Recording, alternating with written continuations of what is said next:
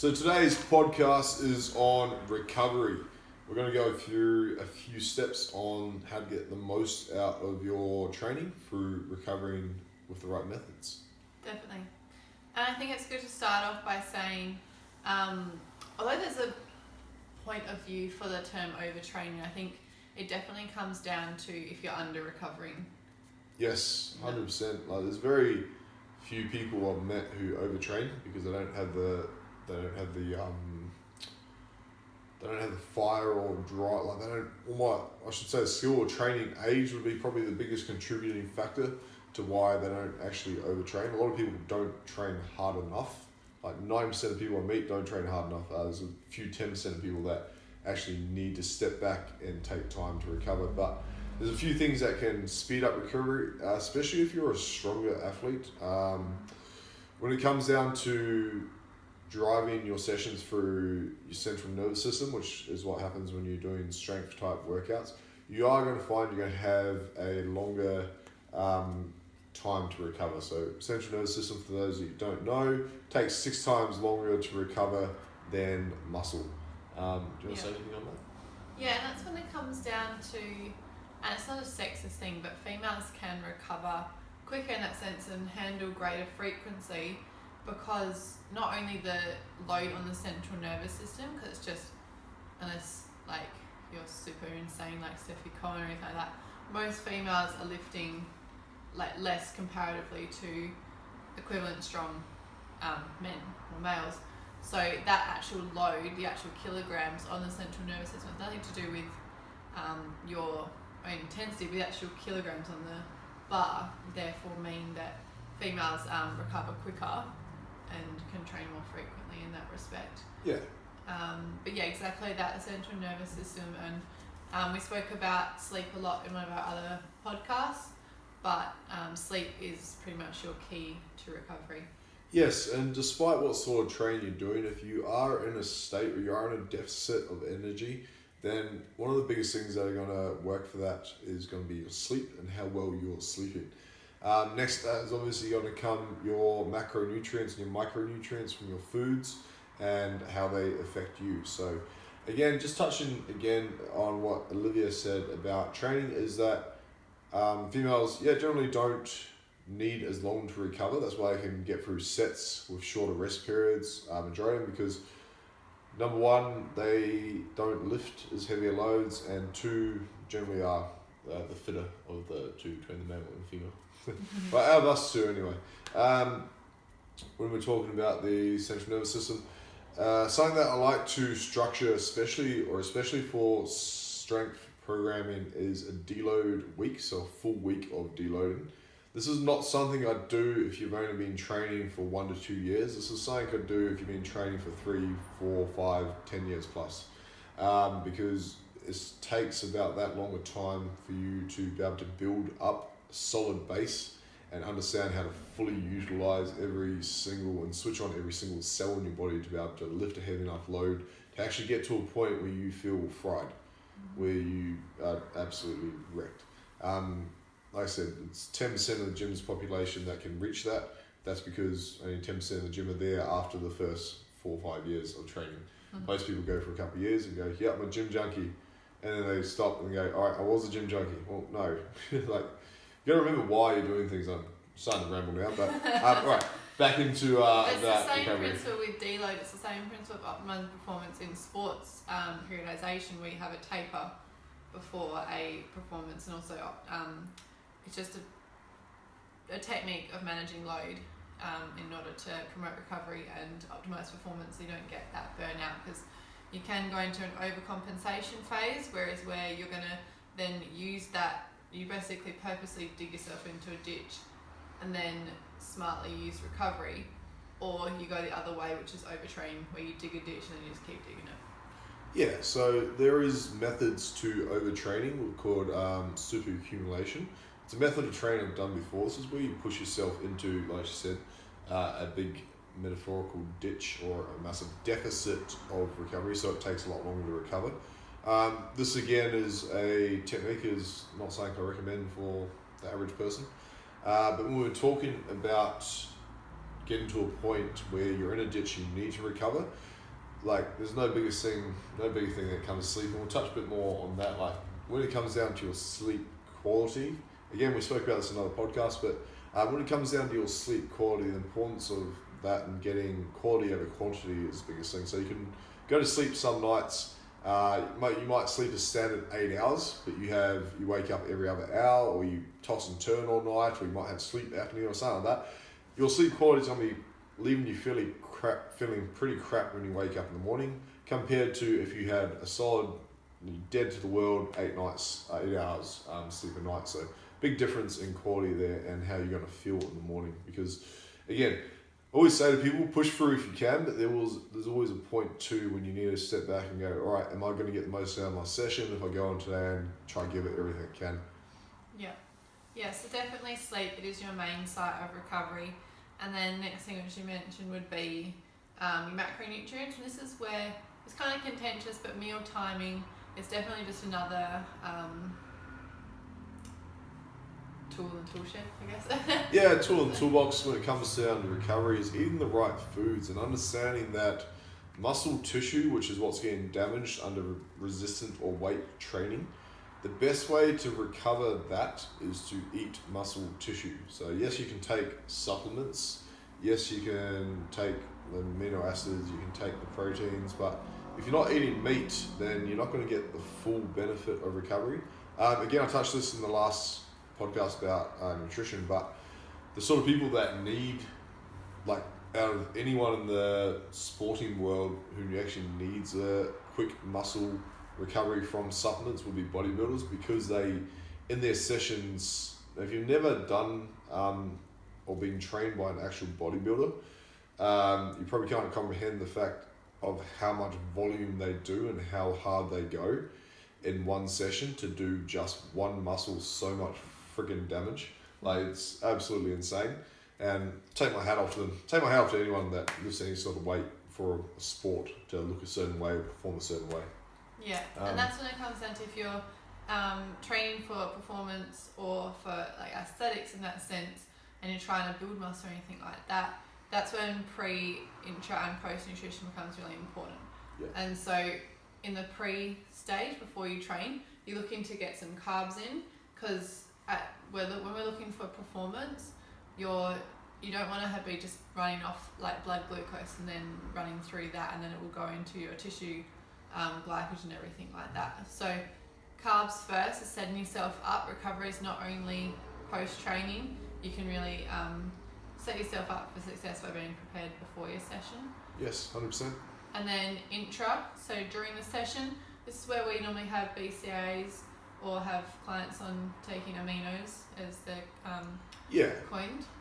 And in the circumstance, like you said, with bodybuilders and that type of training, looking for an intra-carb as well. Yes, for that massive stored glycogen depletion that comes from heavy or high volume training is where you start adding in carbs. So any of my clients who are on bodybuilding style workouts where it is high volume and high intensity at the same time, then I do add in BCAAs or essential amino acids, preferably during training, as well as carbohydrate source before, during, or after, not all at the same time, unless they are prepping for a comp, bodybuilding type comp. And a good analogy which I learned for this is basically when you're training, you're delivering a whole heap of blood to that muscle, because blood obviously gives oxygen, which allows the muscle to work and contract and do what it's doing. I don't think I'd do a set long enough for that to happen, but go on. So in this magical word. And so you're sending all this blood there, and basically it's like a train. If you're gonna send empty blood, then you're not getting the benefit of if you had your aminos and your carbs kind of on that train getting shuttled into the muscle.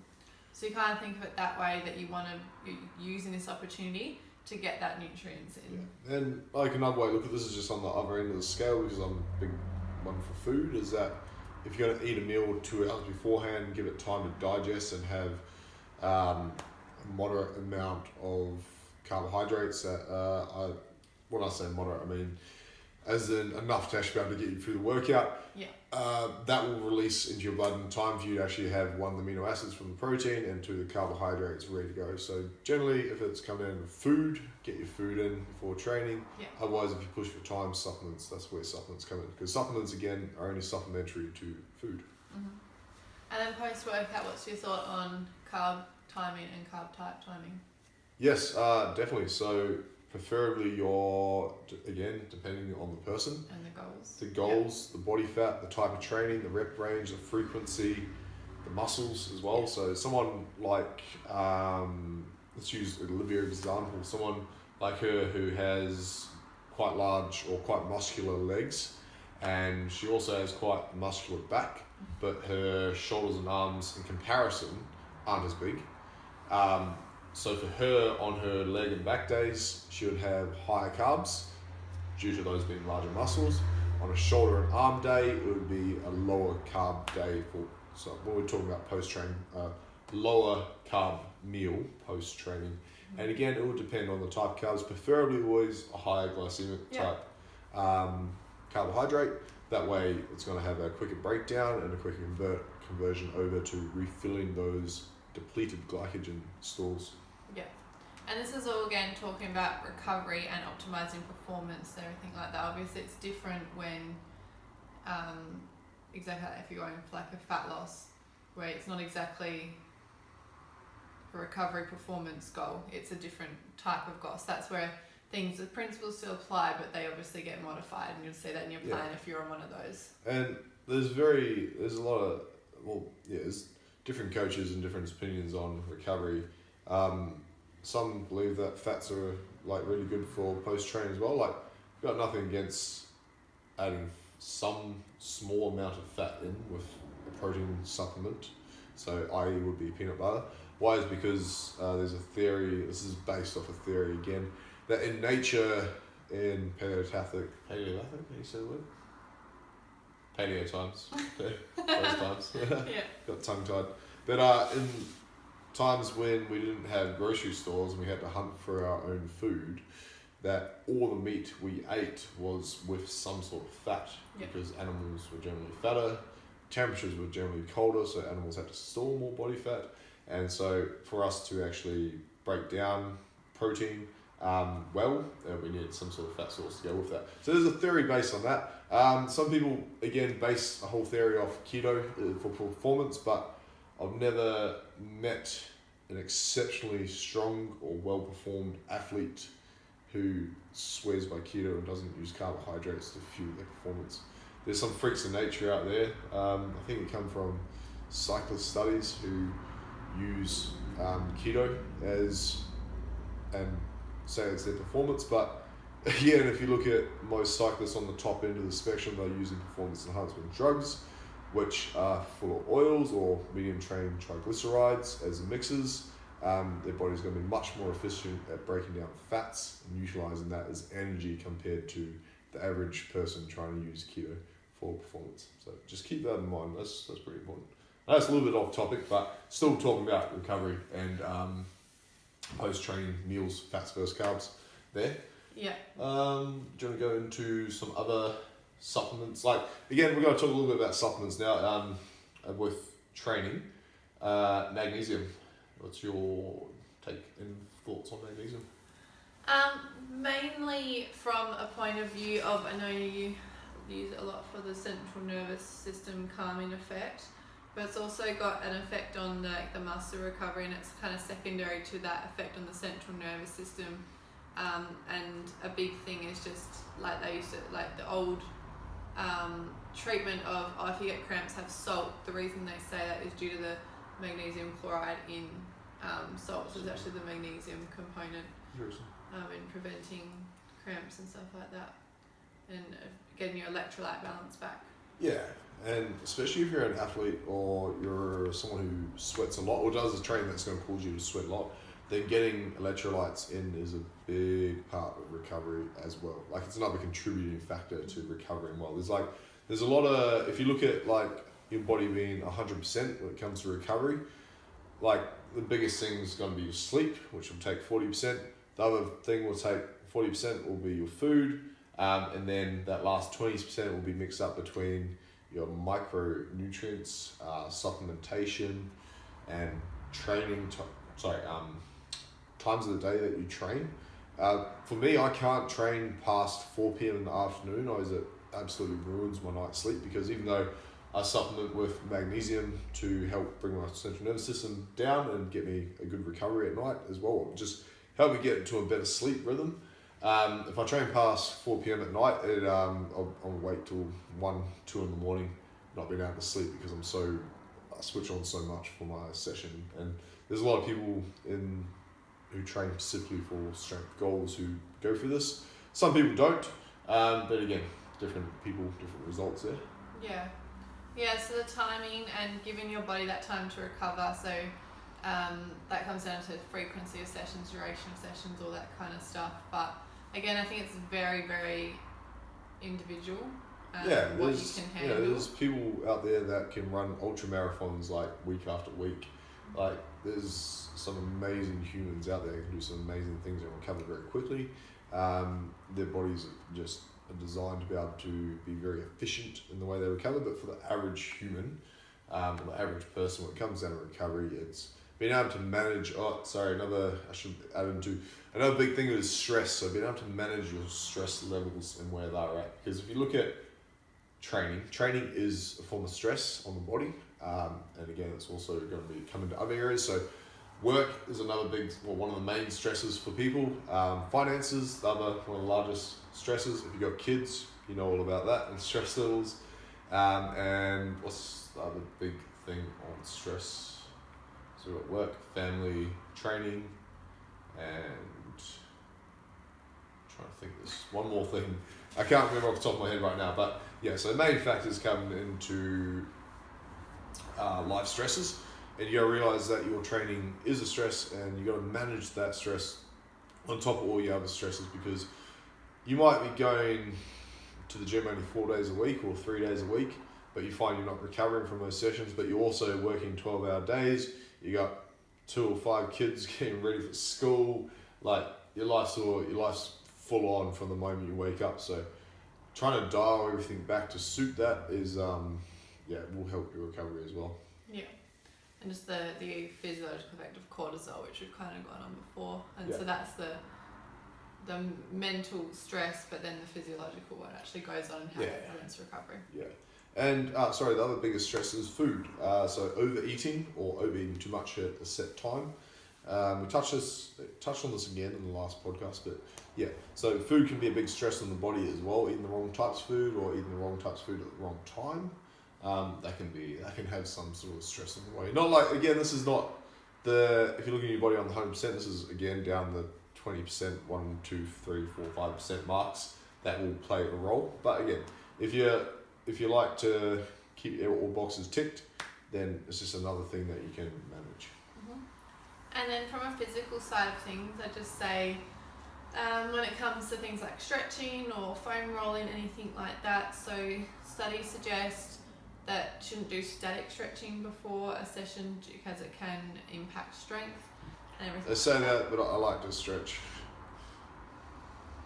Yeah, but I think we do a lot of like going through range and there's like preparing the exercise rather than holding exercise for kind of holding a static stretch for 30 seconds. And there's a time and place when you feel like you're really tight.